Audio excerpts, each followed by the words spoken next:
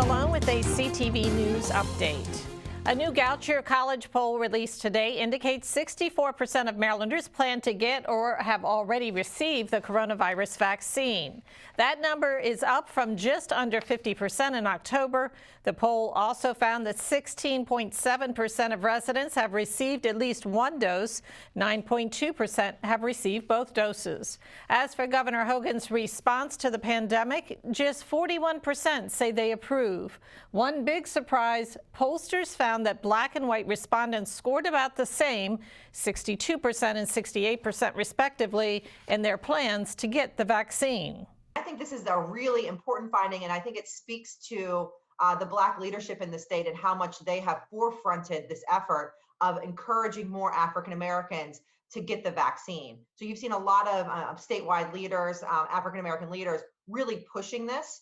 And so now we're in a situation where Black Marylanders and white Marylanders really don't have huge differences in terms of their vaccine hesitancy. And this is good news for public health in the state. The poll was conducted by phone during the last week of February. The state health department reports 716 new coronavirus cases in the last 24 hours. The agency also reports 8 additional COVID deaths. This brings the death toll from the virus to more than 7,700. Currently, 792 Marylanders are in the hospital getting treatment for COVID-19.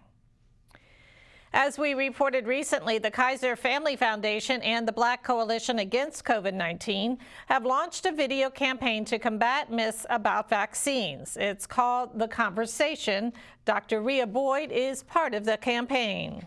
It's important for everybody to understand that this is not a live vaccine, which means there is no way that you can actually get COVID from taking the vaccine. Instead, the vaccines are little messages to your immune system to say, hey, this is what COVID looks like. Recognize it if you see it so that your immune system is ready to fight if you're ever exposed. To view the conversation, visit betweenusabout.us.org. The National Association of Black Law Enforcement Officers is again criticizing the county police department for its treatment of minority cops. The organization says black officers are disproportionately disciplined. The group also says it's concerned that Lieutenant Sonia Zalikofer, who is suing the department for harassment, will be denied due process. The group says interim police chief Hector Velez was her former supervisor and will now have a final say on administrative charges filed against her. We find that to be discriminatory at the very least, considering that it has a direct impact on what we believe her due process rights are, as well as what we believe the overall context of ethical process and ethical procedure is. And the county is contesting a lawsuit filed by Black and Latino police officers.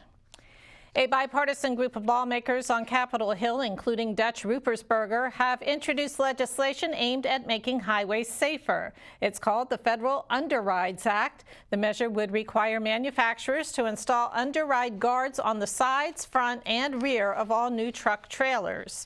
Now, supporters of the measure say the guards would help prevent cars from sliding under trailers in the event of an accident.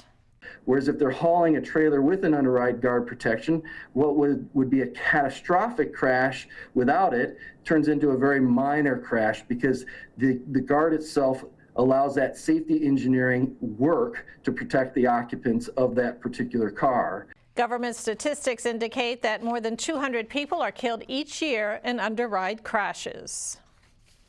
Well, the U.S. Senate passes the $1.9 trillion American Rescue Plan, but not before making some major changes to the House version over the weekend. Differences between the bills include reducing the number of people who will qualify for a $1,400 stimulus payment and dropping a provision to gradually increase the minimum wage to $15 an hour. Senator Chris Van Hollen says Maryland will receive critical funding and resources. Provisions in the bill would support workers, families, small businesses, and provide assistance to states. The measure now goes back to the House to reconcile the differences. And you're watching CTV News. I'm Patricia Vallone. We'll be back in just a moment. You're looking at me in the future. Okay.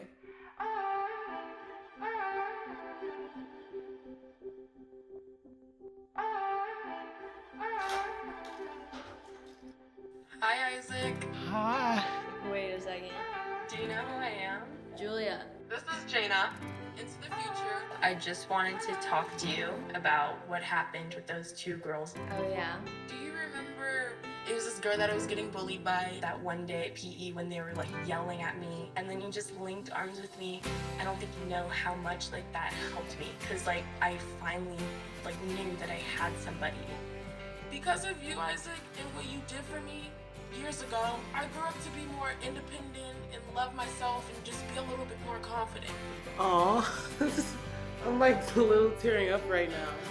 Just to see her in the future just blossom and look beautiful, and that was really amazing. I moved to Florida with literally pennies in my pocket and a prayer.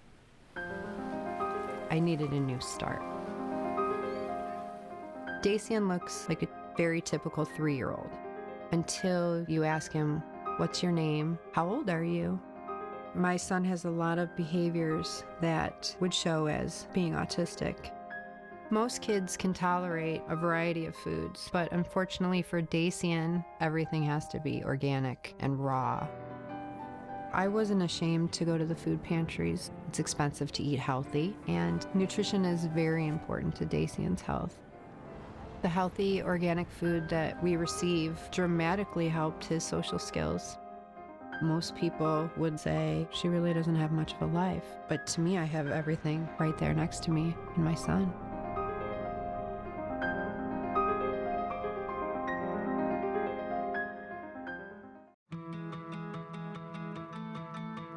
There was a time in my life where I was extremely homesick. I decided that I needed a pet. When I first saw a turtle, my heart was full. He jumped up and kissed me and like jumped right into my arms. I immediately went up to the volunteers at the shelter and said, "I want him, like he's gotta come home with me." Now I'm anything but lonely. Every day with Turtle is a perfect day and keeps me company when I'm doing schoolwork. I like it when he jumps up on the table too. He is a veggie thief. He's an incredible companion and my best friend. Can't say that I've met anybody that doesn't love him too. When I adopted Turtle, I discovered all the things that make him unique. He's a little bit of a lot of things, but mostly he's all pure love.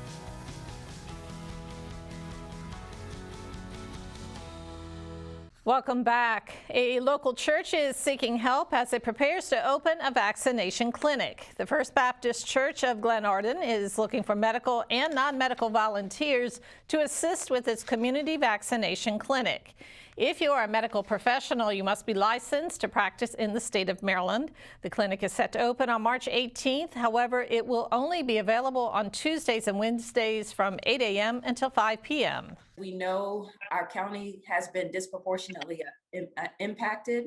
So therefore, we're the ones that need the vaccine the most. And so to be able to have a trusted entity within the community that's actually supporting the efforts, I think that puts people more at ease and are more receptive to the message of getting vaccinated.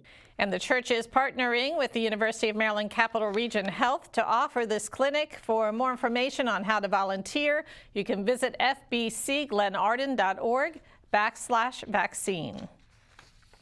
And a number of U.S. lawmakers are calling for more accessibility in the vaccine distribution process for people with disabilities. The group sent a letter to the Justice Department urging officials to ensure accommodations are made to improve access to vaccination sites.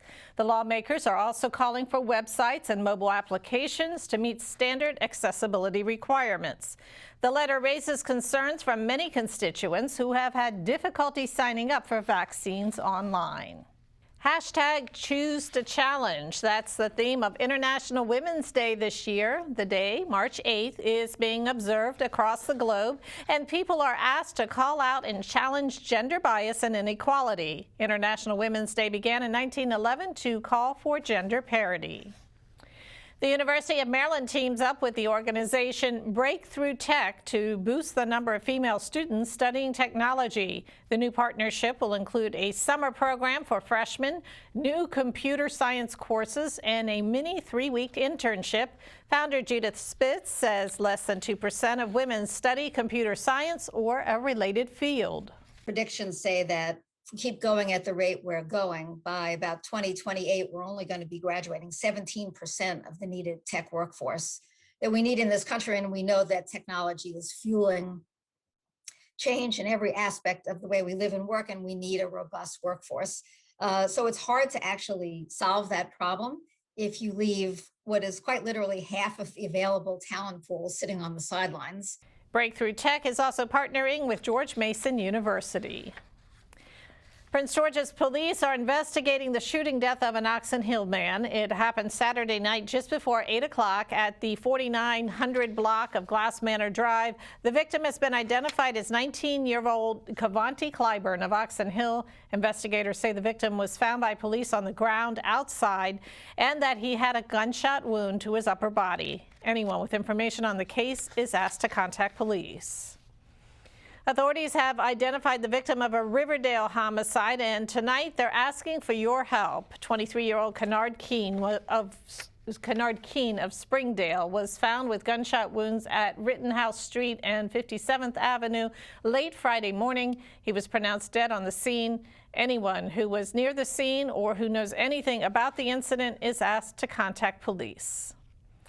The University of Maryland Carey School of Law establishes a new Center for Immigrant Justice. The Chacon Center will be dedicated to improving the lives of immigrants and their families through legal representation while providing training for future lawyers. Biotech entrepreneurs Marco and Debbie Chacon provided the gift of $5 million to establish the center.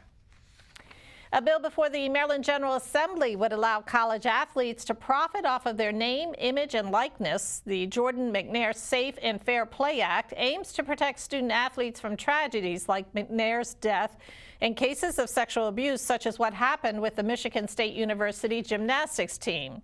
But the measure also contains an economic justice component. Proponents say that the measure could be particularly beneficial for female athletes and people of color who may have fewer opportunities to profit than their male counterparts. Well, let's get a quick check now on your 3-day weather forecast. Tonight, mostly clear with a low around 35 degrees. Tuesday, sunny with a high near 68, a low around 43. Wednesday, sunny with another warm daytime high near 70. And an evening low around 32. Thursday, mostly sunny with a high near 72 and a low around 56. Make sure you get outside. And now for the community calendar. Prince George's County Stand Up and Deliver program will be distributing groceries and hot meals to residents. Participants can pick up items this Friday, March 12th at 12:30 p.m. from the following locations: the First Baptist Church of District Heights, Turner AME Church, Faith Temple number 2, and Free Will Baptist Church. There is a 1 box per car limit. Also, please remain in your vehicle as items are distributed. For more information, call 311. And that wraps up our newscast for this evening. Join us again tomorrow, same time, same place. Have a great night.